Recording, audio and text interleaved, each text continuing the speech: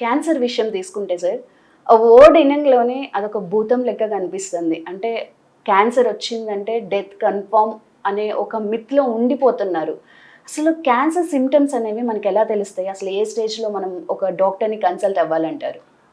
First cancer రాగానే హ్మ్. చనిపోవడం అంటూ ఉండదండి. హ్మ్. అంటే స్టేజ్ 4లో ఛాన్సెస్ ఉన్నాయి. బట్ ఇప్పుడు చాలామంది కూడా స్టేజ్ 2, 3లో వస్తూ ఉన్నారు. హ్మ్. చాలామంది బతుకుతారు. ఎస్పెషల్లీ ఇండియాలో మోస్ట్ కామన్ క్యాన్సర్స్‌లో బ్రెస్ట్ క్యాన్సర్ ఒకటి. బ్రెస్ట్ క్యాన్సర్ వచ్చిన వాళ్ళలో హ్మ్. ఒక 70% మంది, 70-80% మంది 5 సంవత్సరాల తర్వాత కూడా బతికే ఉంటారు. కాబట్టి క్యాన్సర్ రాగానే ఇంకా నా పని అయిపోయింది, నా జీవితం అయిపోయింది యెస్. అని ఎప్పుడూ అనుకోకూడదు.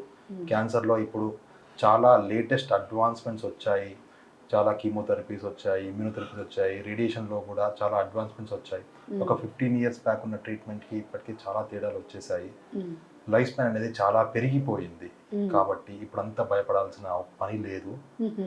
మన జీవితకాలం పెంచుకోవచ్చు కంపల్సరీ ఓకే. ఇప్పుడున్న ట్రీట్మెంట్‌తోని.